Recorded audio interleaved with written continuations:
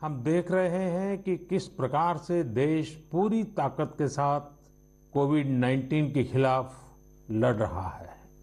पिछले 100 वर्षों में यह सबसे बड़ी महामारी है और इसी पैंडेमिक के बीच भारत ने अनेक प्राकृतिक आपदाओं का भी डटकर मुकाबला किया है। इस दौरान साइक्लोन अम्फान आया, साइक्लोन निसर्ग आया, अनेक राज्यों में बाढ़ आई, छोटे बड़े अनेक भूकंप आए, भूस्खलन हुए। अभी अभी पिछले 10 दिनों में ही देश ने फिर 2 बड़े साइक्लोन्स का सामना किया। पश्चिमी तट पर साइक्लोन ताउते और पूर्वी कोस्ट पर साइक्लोन यास। इन दोनों चक्रवातों ने कई राज्यों को प्रभावित किया है। देश और देश की जनता इनसे पूरी ताकत से लड़ी और कम से कम जानहानि सुनिश्चित की। हम अब ये अनुभव करते हैं कि पहले के वर्षों की तुलना में ज्यादा से ज्यादा लोगों की जान बचा पा रहे हैं। विपदा के इस कठिन और असाधारण परिस्थिति में साइक्लोन से प्रभावित हुए सभी राज्यों के लोगों ने जिस प्रकार से साहस का परिचय दिया है, इस संकट की घड़ी में बड़े धैर्य के साथ, अनुशासन के साथ मुकाबला किया है, मैं आदरपूर्वक, हृदयपूर्वक सभी नागरिकों की सराहना करना चाहता हूं। जिन लोगों ने आगे बढ़कर नागरिकों की सराहना करना चाहता हूं। जिन लोगों ने आगे बढ़कर राहत और बचाव के कार्य में हिस्सा लिया, ऐसे सभी लोगों की जितनी सराहना करें उतनी कम है। मैं उन सबको सैल्यूट करता हूं। केंद्र, राज्य सरकारें और स्थानीय प्रशासन सभी एक साथ मिलकर इस आपदा का सामना करने में जुटे हुए हैं। मैं उन सभी लोगों के प्रति अपनी संवेदना व्यक्त करता हूं जिन्होंने अपने करीबियों को खोया है। हम सभी इस मुश्किल घड़ी में उन लोगों के साथ मजबूती से खड़े हैं जिन्होंने इस आपदा का नुकसान झेला है। मेरे प्यारे देशवासियों, चुनौती कितनी ही बड़ी हो, भारत का विजय का संकल्प भी हमेशा उतना ही बड़ा रहा है। देश की सामूहिक शक्ति और हमारे सेवा भाव ने देश को हर तूफान से बाहर निकाला है। हाल के दिनों में हमने देखा है कि कैसे हमारे डॉक्टर्स, नर्सेस और फ्रंटलाइन वॉरियर्स, उन्होंने खुद की चिंता छोड़कर दिन रात काम किया और आज भी कर रहे हैं।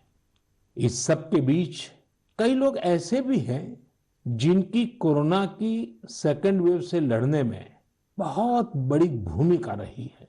मुझसे मन की बात के कई श्रोताओं ने नमो ऐप पर और पत्र के द्वारा इन वॉरियर्स के बारे में चर्चा करने का आग्रह किया है। साथियों, जब सेकेंड वेव आई, अचानक से ऑक्सीजन की मांग कई गुना बढ़ गई, तो बहुत बड़ा चैलेंज था। मेडिकल ऑक्सीजन का देश के दूर सुदूर हिस्सों तक पहुंचाना अपने आप में बड़ी चुनौती थी। ऑक्सीजन टैंकर ज्यादा तेज चले, छोटी सी भी भूल हो तो उसमें बहुत बड़े विस्फोट का खतरा होता है। इंडस्ट्रियल ऑक्सीजन का उत्पादन करने वाले काफी प्लांट देश के पूर्वी हिस्सों में हैं। वहां से दूसरे राज्यों में ऑक्सीजन पहुंचाने के लिए भी कई दिन का समय लगता है। देश के सामने आई इस चुनौती में देश की मदद की क्रायोजेनिक टैंकर चलाने वाले ड्राइवर्स ने, ऑक्सीजन एक्सप्रेस ने, एयरफोर्स के पायलट्स ने, ऐसे अनेकों लोगों ने युद्ध स्तर पर काम करके हजारों लाखों लोगों का जीवन बचाया। आज मन की बात में हमारे साथ ऐसे ही एक साथी जुड़ रहे हैं, यूपी के जौनपुर के रहने वाले श्रीमान दिनेश उपाध्याय जी। दिनेश जी, नमस्कार। सर जी प्रणाम। सबसे पहले तो मैं चाहूंगा कि आप जरा अपने बारे में हमें जरूर बताइए। सर, हमारा नाम दिनेश बाबुलनाथ उपाध्याय है। मैं गांव हसनपुर, पोस्ट जमुआ, जिला जौनपुर का निवासी हूं सर। उत्तर प्रदेश से हैं? हाँ सर जी। और सर, हमारा एक लड़का है, 2 लड़की और औरत और माँ बाप। और आप क्या करते हैं? सर, मैं ऑक्सीजन का टैंकर चलाता हूं सर, लिक्विड ऑक्सीजन का। बच्चों की पढ़ाई ठीक से हो रही है? हाँ सर, बच्चों की पढ़ाई हो रही है, लड़कियां भी पढ़ रही हैं दोनों, और मेरा लड़का भी पढ़ रहा है ये सर। ऑनलाइन पढ़ाई भी ठीक से चलती है उनकी? हाँ सर, अच्छे ढंग से कर रहे हैं। अभी बच्चियां हमारी पढ़ रही हैं, ऑनलाइन में ही पढ़ रही हैं सर। सर 15 से 17 साल हो गया सर, मैं ऑक्सीजन का टैंकर चलाता हूँ सर। अच्छा, आप ये 15-17 साल से सिर्फ ऑक्सीजन लेके जाते हैं, तो सिर्फ ट्रक ड्राइवर नहीं है आप, एक प्रकार से लाखों का जीवन बचाने में लगे हैं। सर हमारा काम ही ऐसा है सर, ऑक्सीजन टैंकर का, कि हमारी जो कंपनी है आइनॉक्स कंपनी, वो भी हमारा लोग का बहुत ख्याल करती है। और हम लोग कहीं भी जाके ऑक्सीजन खाली करते हैं तो हमें बहुत खुशी मिलती है सर। लेकिन अभी कोरोना के समय में आपकी जिम्मेदारी बहुत बढ़ गई है। हाँ सर, बहुत बढ़ गई है। जब आप अपने ट्रक की ड्राइविंग सीट पर होते हैं तो आपके मन में क्या भाव होता है? पहले की तुलना में क्या अलग अनुभव? काफी दबाव भी रहता होगा, मानसिक तनाव रहता होगा, परिवार की चिंता, कोरोना का माहौल, लोगों की तरफ से दबाव, मांगे, क्या कुछ होता होगा? सर हमें कोई चिंता नहीं होता, हमें खाली यही होता है कि मैं अपना जो कर्तव्य कर रहा हूँ सर जी, वो हम टाइम पे लेके, अगर हमारे ऑक्सीजन से किसी को अगर जीवन मिलता है तो ये हमारे लिए बहुत गौरव की बात है। बहुत उत्तम तरीके से आप अपनी भावना व्यक्त कर रहे हो। अच्छा, ये बताइए, आज जब इस महामारी के समय लोग आपके काम के महत्व को देख रहे हैं, जो शायद पहले इतना नहीं समझा होगा, अब समझ रहे हैं, तो क्या आपके और आपके काम के प्रति उनके नजरिए में परिवर्तन आया है? हाँ सर जी, अभी पहले हम ऑक्सीजन के ड्राइवर कहीं भी जाम में इधर उधर फंसे रहते थे, लेकिन आज के डेट में प्रशासन ने भी हमारा लोग का बहुत हेल्प किया। और जहां भी हम जाते हैं, हम भी, हमारे अंदर से एक जिज्ञासा आती है, हम कितने जल्दी पहुंच के लोगों की जान बचाएं सर। चाहे खाना मिले चाहे न मिले, कुछ भी दिक्कत हो, लेकिन हम हॉस्पिटल पहुंचते हैं जब टैंकर लेके, और देखते हैं कि हॉस्पिटल वाले हम लोग को वी का इशारा करते हैं, उनके फैमिली लोग जिसके घर वाले एडमिट होते हैं। अच्छा, विक्ट्री का भी बताते हैं? हाँ सर, वी बताते हैं, कोई अंगूठा दिखाता है। हमको बहुत तसल्ली आती है हमारे जीवन में कि हमने कोई अच्छा काम जरूर किया है, जो मुझे ऐसा सेवा करने का अवसर मिला है सर। सारी थकान उतर जाती होगी। हाँ सर, हाँ सर। तो घर आकर के बच्चों से बातें बताते हो आप सब? नहीं सर, बच्चे तो हमारे गांव में रहते हैं, हम तो यहाँ आइनॉक्स एयर प्रोडक्ट में मैं ड्राइवरी करता हूँ। 8-9 महीने के बाद तब घर जाता हूँ तो सर। कभी फोन पे बच्चों से बात करते होंगे, तो हाँ सर, बराबर होता है। तो उनके मन में रहता होगा, पिताजी जरा संभालिए ऐसे समय। सर जी, वो लोग बोलते हैं पापा काम करो लेकिन अपने सेफ्टी से करो, और हम लोग सर सेफ्टी से काम करते हैं। हमारा मानगांव प्लांट भी है, और आइनॉक्स बहुत हमारा लोग का हेल्प करता है। चलिए दिनेश जी, मुझे बहुत अच्छा लगा आपकी बातें सुन करके, और देश को भी लगेगा कि इस कोरोना की लड़ाई में कैसे कैसे किस प्रकार से लोग काम कर रहे हैं। आप 9-9 महीने तक अपने बच्चों को नहीं मिल रहे हैं, परिवार को नहीं मिल रहे हैं, सिर्फ लोगों की जान बच जाए। जब ये देश सुनेगा ना, देश को गर्व होगा कि लड़ाई हम जीतेंगे, क्योंकि दिनेश उपाध्याय जैसे लाखों लाखों ऐसे लोग हैं जो जी जान से जुटे हुए हैं। सर जी, हम लोग कोरोना को किसी ना किसी दिन जरूर हराएंगे सर जी। चलिए दिनेश जी, आपकी ये भावना, यही तो देश की ताकत है। बहुत बहुत धन्यवाद दिनेश जी, और आपके बच्चों को मेरे आशीर्वाद कहिएगा। ठीक है, प्रणाम। धन्यवाद। प्रणाम प्रणाम। धन्यवाद।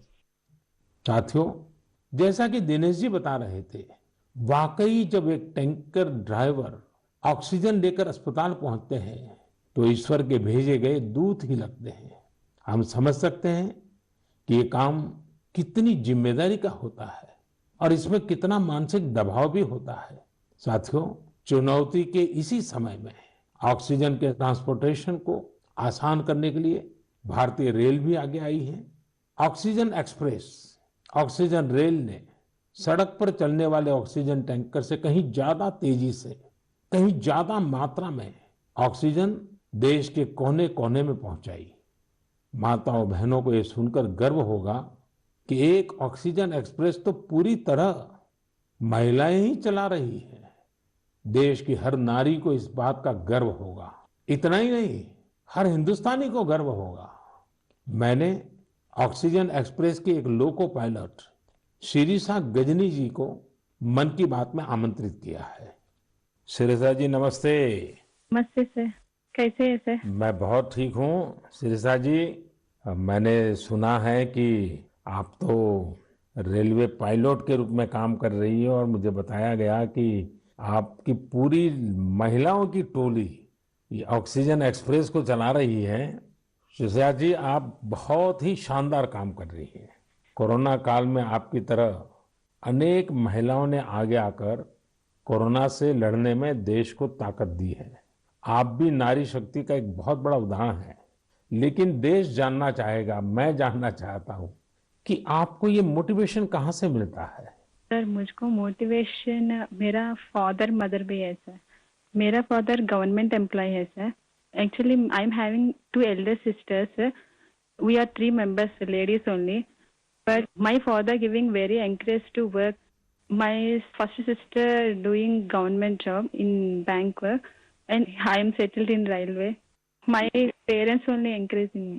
अच्छा सिरिसा जी, आपने सामान्य दिनों में भी रेलवे को अपनी सेवाएं दी हैं, ट्रेन को स्वाभाविक चला है। लेकिन जब ये एक तरफ ऑक्सीजन की इतनी मांग और जब आप ऑक्सीजन को लेके जा रही है तो थोड़ा जिम्मेदारी भरा काम होगा, थोड़ी और जिम्मेवारी होगी। सामान्य गुड्स को ले जाना अलग बात है, ऑक्सीजन तो बहुत ही डेलिकेट भी होती है चीजें। तो क्या अनुभव आता था? मैं हैप्पीली फील किया ये काम करने के लिए। ऑक्सीजन स्पेशल देने के टाइम में सभी देखिए, सेफ्टी का wise, formation wise any leakage है। नेक्स्ट, इंडियन रेलवे भी सपोर्टिव है सर। ये ऑक्सीजन चलाने के लिए मुझको ग्रीन पाथ दिया ये गाड़ी चलाने के लिए। 125 किलोमीटर 1.5 आवर में रीच हो गया। इतना रेलवे भी रेस्पॉन्सिबिलिटी ले लिया, मैं भी रेस्पॉन्सिबिलिटी है सर। वाह!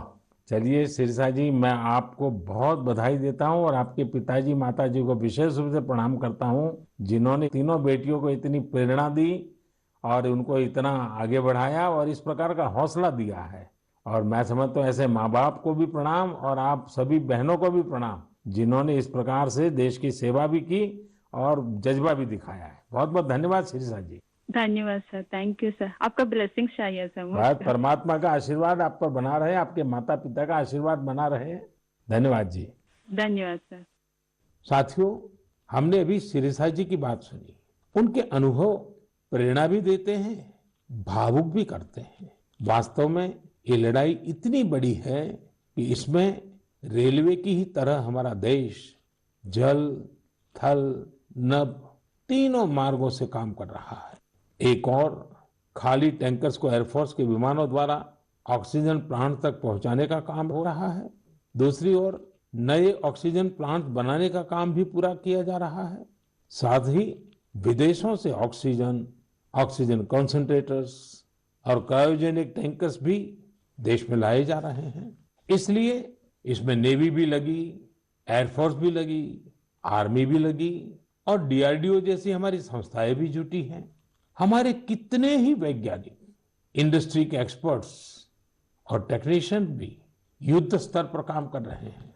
इन सब के काम को जानने की, समझने की जिज्ञासा सभी देशवासियों के मन में है। इसलिए हमारे साथ हमारी एयरफोर्स के ग्रुप कैप्टन पटनायक जी जुड़ रहे हैं। पटनायक जी, जय हिंद। सर जय हिंद। सर मैं ग्रुप कैप्टन ए.के. पटनायक हूँ, वायुसेना स्टेशन हिंडन से बात कर रहा हूँ। पटनायक जी, कोरोना से लड़ाई के दौरान आप बहुत बड़ी जिम्मेवारी संभाल रहे हैं। दुनिया भर में जाकर के टैंकर लाना, टैंकर यहाँ पहुंचाना। मैं जानना चाहूंगा कि एक फौजी के नाते एक अलग प्रकार का काम आपने किया है। मरने मारने के लिए दौड़ना होता है, आज आप जिंदगी बचाने के लिए दौड़ रहे हैं। कैसा अनुभव हो रहा है? सर इस संकट के समय में हमारे देशवासियों को मदद कर सकते हैं, ये हमारे लिए बहुत ही सौभाग्य का काम है सर। और ये जो भी हमें मिशंस मिले हैं, हम बखूबी से उसको निभा रहे हैं। हमारी ट्रेनिंग और सपोर्ट सर्विसेज जो है हमारी पूरी मदद कर रहे हैं। और सबसे बड़ी चीज है सर, इसमें जो हमें जॉब सेटिस्फैक्शन मिल रही है वो बहुत ही हाई लेवल पे है और इसी की वजह से हम कंटिन्यूअस ऑपरेशंस कर पा रहे हैं। कैप्टन, आप इन दिनों जो प्रयास किए हैं और वो भी कम से कम समय में सब कुछ करना पड़ा है, उसमें अभी इन दिनों क्या रहा आपका? सर पिछले 1 महीने से हम कंटिन्यूअसली ऑक्सीजन टैंकर्स और liquid oxygen containers domestic destination और इंटरनेशनल डेस्टिनेशन दोनों से उठा रहे हैं सर। करीब 1600 सॉर्टी से ज्यादा एयरफोर्स कर चुकी है और 3000 से ज्यादा घंटे हम उड़ चुके हैं। करीब 160 इंटरनेशनल मिशन कर चुके हैं, जिस वजह से हम हर जगह से ऑक्सीजन टैंकर्स जो पहले अगर डोमेस्टिक में 2 से 3 दिन लगते थे, हम उसको 2 से 3 घंटे में एक जगह से दूसरी जगह पहुंचा सकते हैं सर। और इंटरनेशनल मिशन में भी within 24 hour continuous round the clock operation करके पूरी एयरफोर्स इसमें लगी हुई है कि जितनी जल्दी हो सके हम जितने ज्यादा टैंकर ला सकें और देश की मदद कर सके सर। कैप्टन, आपको इंटरनेशनल में अभी कहाँ कहाँ दौड़ भागना पड़ा? सर शॉर्ट नोटिस पे हमें सिंगापुर, दुबई, बेल्जियम, जर्मनी और यूके, ये सब जगह पे different fleets of the Indian air force sir, IL-76, C-17 और बाकी सारे विमान गए थे, C-130, जो बहुत ही शॉर्ट नोटिस पे ये मिशन प्लान करके हमारी ट्रेनिंग और जोश की वजह से हम टाइमली इन मिशन को कंप्लीट कर पाए सर। देखिए, इस बार देश गर्व अनुभव करता है कि जल हो, थल हो, नभ हो, हमारे सारे जवान इस कोरोना के खिलाफ लड़ाई में लगे हैं। और कैप्टन, आपने भी बहुत बड़ी जिम्मेवारी निभाई है, तो मैं आपको भी बहुत बधाई देता हूं। Sir thank you so much sir. हम अपनी पूरी कोशिश में जी जान के साथ लगे हुए हैं और मेरी बेटी भी मेरे साथ है सर, अदिति। अरे वाह! नमस्ते मोदी जी। नमस्ते बेटी, नमस्ते। अदिति, आप कितने साल की हैं? मैं 12 साल की हूँ और मैं क्लास 8 में पढ़ती हूँ। तो ये पिताजी बाहर जाते हैं, यूनिफॉर्म में रहते हैं। हाँ, तो उनके लिए मुझे बहुत प्राउड लगता है, बहुत गर्व महसूस होता है कि वो इतना सब महत्वपूर्ण काम कर रहे हैं। जो सारे कोरोना पीड़ित लोग हैं उनकी मदद इतनी ज्यादा कर रहे हैं और इतने सारे देशों से ऑक्सीजन टैंकर्स ला रहे हैं, कंटेनर्स ला रहे हैं। लेकिन बेटी तो पापा को बहुत मिस करती है ना?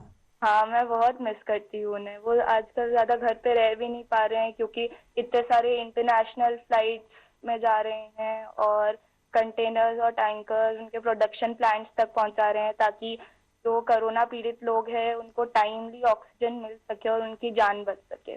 तो बेटा, ये जो ऑक्सीजन के कारण लोगों की जान बचाने वाला काम तो अब घर घर में लोगों को पता चला है। जब तुम्हारे फ्रेंड सर्कल, तुम्हारे साथी स्टूडेंट जानते होंगे कि तुम्हारे पिताजी ऑक्सीजन की सेवा में लगे हैं, तो तुम्हारे प्रति भी बड़े आदर से देखते होंगे वो लोग। हाँ, मेरे सारे फ्रेंड्स भी बोलते हैं कि तुम्हारे पापा इतना ज्यादा इम्पोर्टेंट काम कर रहे हैं और तुम्हें भी बहुत प्राउड लगता होगा।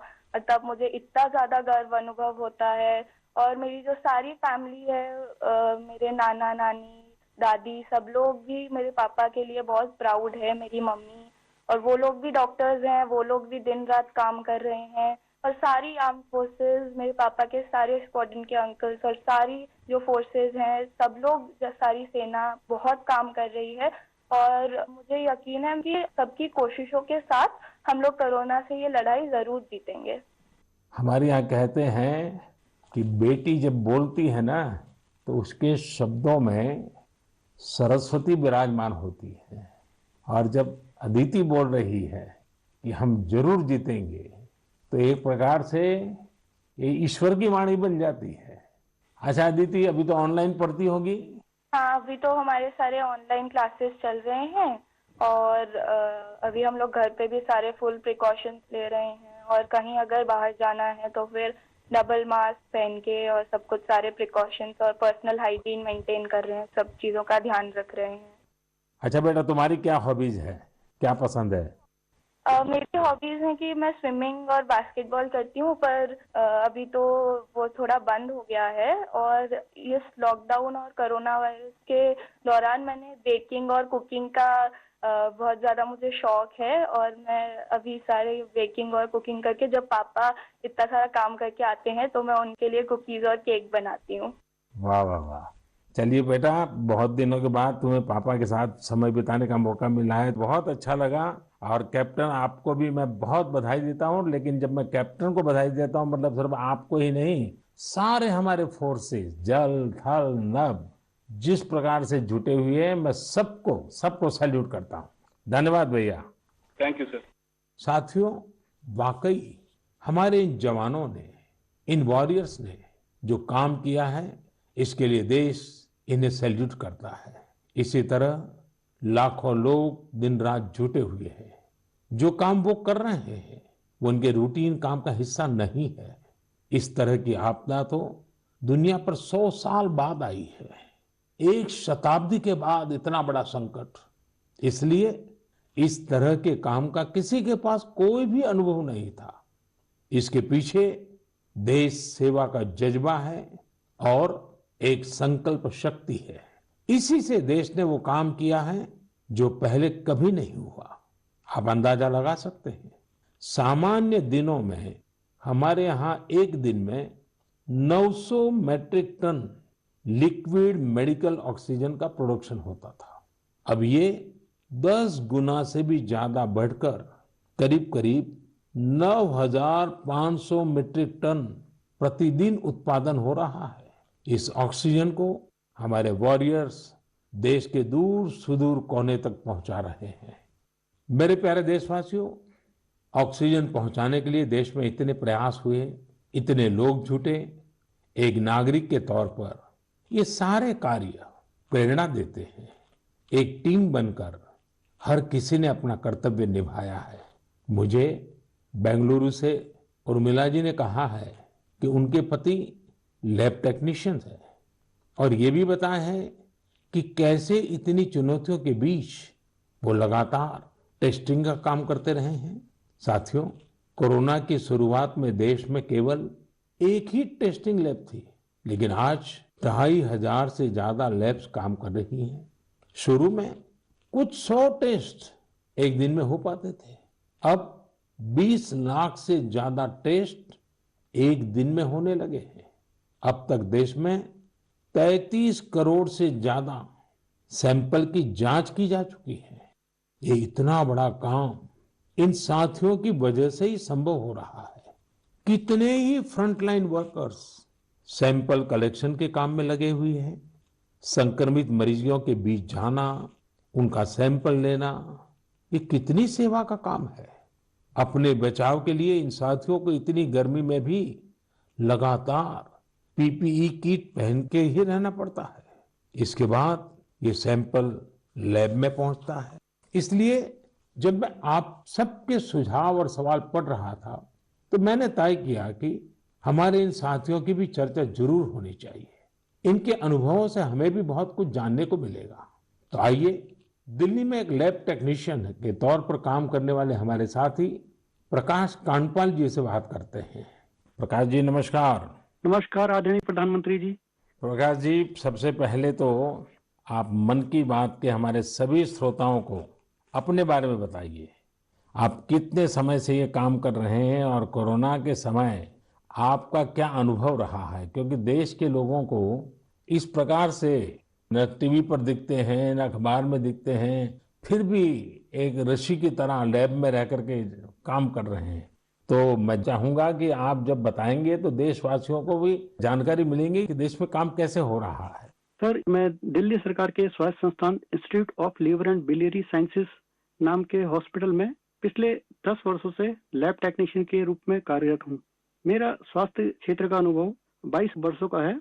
आईएलबीएस से पहले भी मैं दिल्ली के Apollo hospital, Rajiv Gandhi cancer hospital, Rotary blood bank जैसे प्रतिष्ठित संस्थान में काम कर चुका हूँ।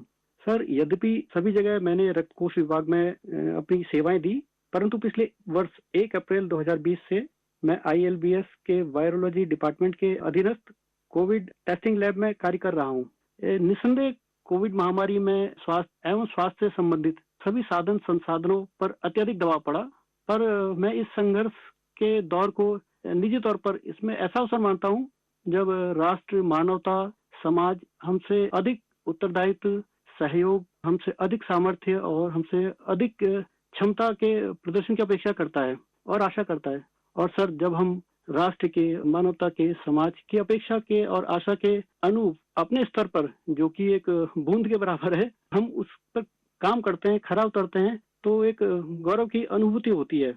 कभी जब हमारे घर वाले भी आशंकित होते हैं या थोड़ा उन्हें भय लगता है, तो ऐसे अवसर पे उनको स्मरण कराता हूँ कि हमारे देश के जवान, जो कि सदैव ही परिवार से दूर सीमाओं पर विषम और असामान्य परिस्थितियों में देश की रक्षा कर रहे हैं, उनकी तुलना में तो हमारा जोखिम जो है कम है, बहुत कम है।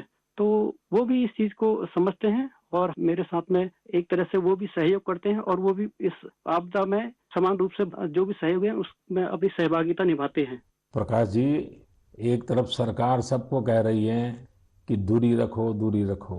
कोरोना में एक दूसरे से दूर रहो, और आपको तो सामने से होकर के कोरोना के जीवाणुओं के बीच में रहना ही पड़ता है, सामने से जाना पड़ता है। तो ये अपने आप में एक जिंदगी को संकट में डालने वाला मामला रहता है, तो परिवार को चिंता होना बहुत स्वाभाविक है। लेकिन फिर भी ये लैब टेक्नीशियन का काम सामान्य संजोगों में एक है और ऐसी पेंडेमिक स्थिति में दूसरा है, और वो आप कर रहे हैं तो काम के घंटे भी बहुत बढ़ गए होंगे। रात रात लैब में निकालना पड़ता होगा, क्योंकि इतना करोड़ों लोगों का टेस्टिंग हो रहा है, तो बोझ भी बड़ा होगा। लेकिन अपनी सुरक्षा के लिए भी तो सावधानी रखते हैं कि नहीं रखते हैं? बिल्कुल रखते हैं सर। हमारे आईएलबीएस की जो लैब है वो डब्ल्यूएचओ से मान्यता प्राप्त है। तो जो सारे प्रोटोकॉल हैं वो इंटरनेशनल स्टैंडर्ड के हैं। हम त्रिस्तरीय जो हमारी पोशाक है उसमें हम जाते हैं लैब में, और उसी में हम काम करते हैं, और उसका पूरा डिस्कार्डिंग का, लेबलिंग का और उनको टेस्टिंग का एक पूरा प्रोटोकॉल है। तो उस प्रोटोकॉल के तहत काम करते हैं। तो सर ये भी ईश्वर की कृपा है कि मेरा परिवार और मेरे जानने वाले अधिकतर जो अभी तक इस संक्रमण से बचे हुए हैं। तो एक चीज है कि अगर आप सावधानी रखते हैं और संयम बरतते हैं तो आप थोड़ा बहुत इससे बचे रह सकते हैं। प्रकाश जी, आप जैसे हजारों लोग पिछले एक साल से लैब में बैठे हैं और इतनी जहमत कर रहे हैं, इतने लोगों को बचाने का काम कर रहे हैं, जो देश आज जान रहा है। लेकिन प्रकाश जी, मैं आपके माध्यम से आपकी बिरादरी के सभी साथियों को हृदयपूर्वक धन्यवाद करता हूं, देशवासियों की तरफ से धन्यवाद करता हूं। और आप स्वस्थ रहिए, आपका परिवार स्वस्थ रहे, मेरी बहुत शुभकामनाएं हैं। धन्यवाद प्रधानमंत्री जी, मैं आपका बहुत बहुत आभारी हूँ कि आपने मुझे अवसर प्रदान किया। धन्यवाद भैया। साथियों, एक प्रकार से बात तो मैंने भाई प्रकाश जी से की है, लेकिन उनकी बातों में हजारों लैब टेक्नीशियंस की सेवा की सुगंध हम तक पहुंच रही है। इन बातों में हजारों लाखों लोगों का सेवा भाव तो दिखता ही है। हम सभी को अपने जिम्मेदारी का भी बोध होता है। जितनी मेहनत और लगन से भाई प्रकाश जी जैसे हमारे साथी काम कर रहे हैं, उतनी ही निष्ठा से उनका सहयोग कोरोना को हराने में बहुत मदद करेगा। मेरे प्यारे देशवासियों, अभी हम हमारे कोरोना वॉरियर्स की चर्चा कर रहे थे। पिछले 1.5 सालों में हमने उनका खूब समर्पण और परिश्रम देखा है। लेकिन इस लड़ाई में बहुत बड़ी भूमिका देश के कई क्षेत्रों के अनेक वॉरियर्स की भी है। आप सोचिए, हमारे देश पर इतना बड़ा संकट आया, इसका असर देश की हर एक व्यवस्था पर पड़ा। कृषि व्यवस्था ने खुद को इस हमले से काफी हद तक सुरक्षित रखा। सुरक्षित ही नहीं रखा, बल्कि प्रगति भी की, आगे भी बढ़ी। क्या आपको पता है कि इस महामारी में भी हमारे किसानों ने रिकॉर्ड उत्पादन किया है? किसानों ने रिकॉर्ड उत्पादन किया तो इस बार देश ने रिकॉर्ड फसल खरीदी भी की।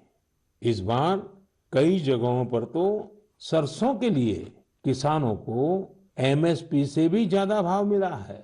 रिकॉर्ड खाद्यान्न उत्पादन की वजह से ही हमारा देश हर देशवासी को संबल प्रदान कर पा रहा है। आज इस संकट काल में 80 करोड़ गरीबों को मुफ्त राशन उपलब्ध कराया जा रहा है, ताकि गरीब के घर में भी कभी ऐसा दिन न आए जब चूल्हा न जले। साथियों, आज हमारे देश के किसान कई क्षेत्रों में नई व्यवस्थाओं का लाभ उठाकर कमाल कर रहे हैं। जैसे कि अगरतला के किसानों को ही लीजिए। ये किसान बहुत अच्छे कटहल की पैदावार करते हैं। इनकी मांग देश विदेश में हो सकती है, इसलिए इस बार अगरतला के किसानों के कटहल रेल के जरिए गुवाहाटी तक लाए गए। गुवाहाटी से अब ये कटहल लंदन भेजे जा रहे हैं। ऐसे ही आपने बिहार की शाही लीची का नाम भी सुना होगा। 2018 में सरकार ने शाही लीची को जीआई टैग भी दिया था, ताकि इसकी पहचान मजबूत हो और किसानों को ज्यादा फायदा हो। इस बार बिहार की ये शाही लीची भी हवाई मार्ग से लंदन भेजी गई है। पूरब से पश्चिम, उत्तर से दक्षिण, हमारा देश ऐसे ही अनूठे स्वाद और उत्पादों से भरा पड़ा है। दक्षिण भारत में विजयनगरम के आम के बारे में आपने जरूर सुना होगा। अब भला ये आम कौन नहीं खाना चाहेगा। इसलिए अब किसान रेल सैकड़ों टन विजयनगरम आम दिल्ली पहुंचा रही है। दिल्ली और उत्तर भारत के लोगों को विजयनगरम आम खाने को मिलेगा और विजयनगरम के किसानों को अच्छी कमाई होगी। किसान रेल अब तक करीब करीब 2 लाख टन उपज का परिवहन कर चुकी है। अब किसान बहुत कम कीमत पर फल, सब्जियां, अनाज देश के दूसरे सुदूर हिस्सों में भेज पा रहा है। मेरे प्यारे देशवासियों, आज 30 मई को हम मन की बात कर रहे हैं और संयोग से ये सरकार के 7 साल पूरे होने का भी समय है। इन वर्षों में देश सबका साथ, सबका विकास, सबका विश्वास के मंत्र पर चला है। देश की सेवा में हर क्षण समर्पित भाव से हम सभी ने काम किया है। मुझे कई साथियों ने पत्र भेजे हैं और कहा है कि मन की बात में 7 साल की हमारी आपकी इस साझी यात्रा पर भी चर्चा करूं। साथियों, इन 7 वर्षों में जो कुछ भी उपलब्धि रही है वो देश की रही है, देशवासियों की रही है।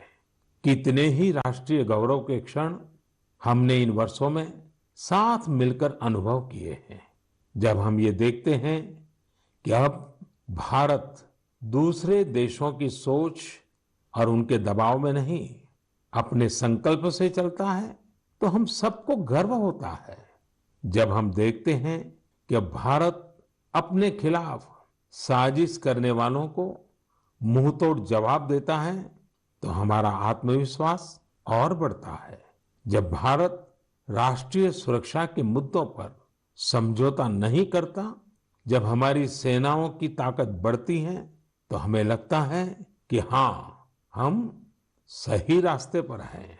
साथियों, मुझे कितने ही देशवासियों के संदेश, उनके पत्र देश के कोने कोने से मिलते हैं। कितने ही लोग देश को धन्यवाद देते हैं कि 70 साल बाद उनके गांव में पहली बार बिजली पहुंची है। उनके बेटे बेटियां उजाले में, पंखे में बैठ करके पढ़ रहे हैं। कितने ही लोग कहते हैं कि हमारा भी गांव अब पक्की सड़क से शहर से जुड़ गया है। मुझे याद है, एक आदिवासी इलाके से कुछ साथियों ने मुझे संदेश भेजा था कि सड़क बनने के बाद पहली बार उन्हें ऐसा लगा कि वो भी बाकी दुनिया से जुड़ गए हैं।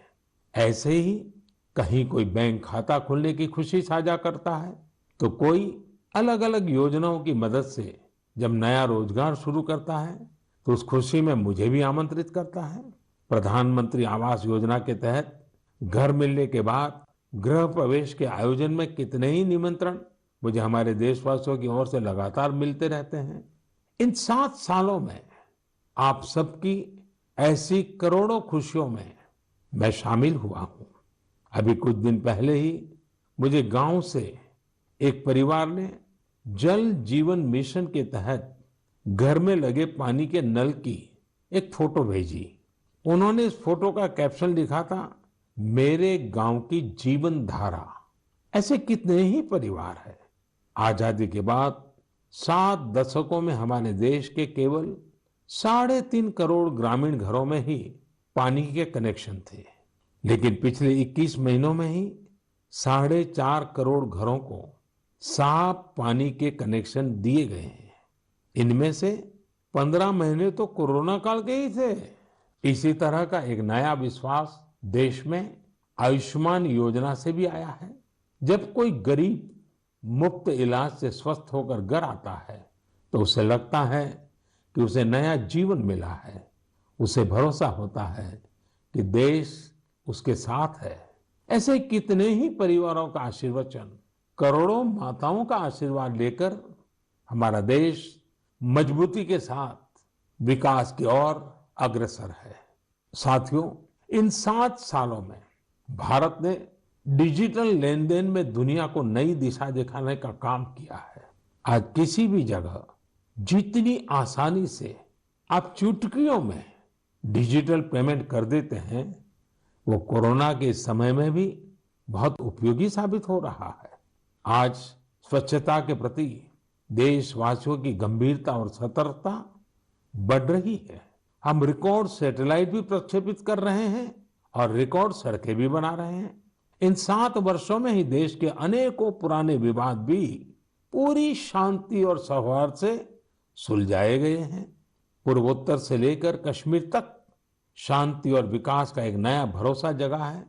साथियों, क्या आपने सोचा है ये सब काम जो दशकों में भी नहीं हो सके, इन 7 सालों में कैसे हुए?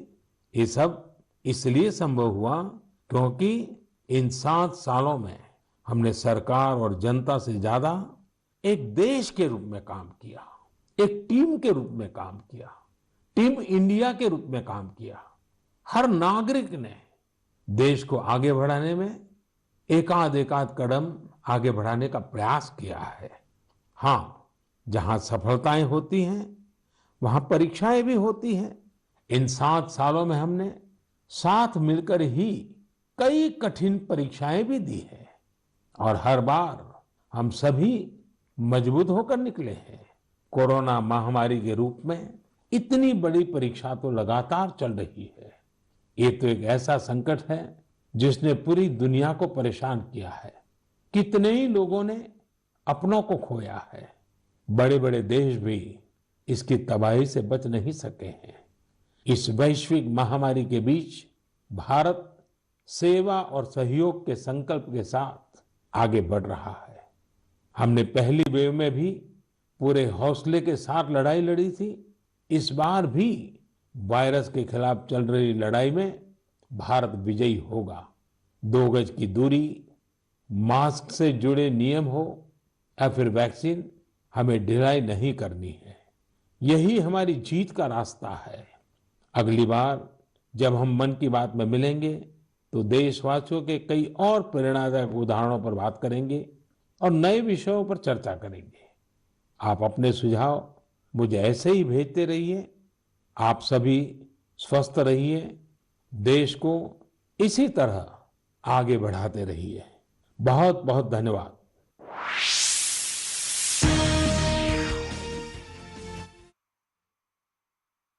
अनुशासन के साथ मुकाबला किया है।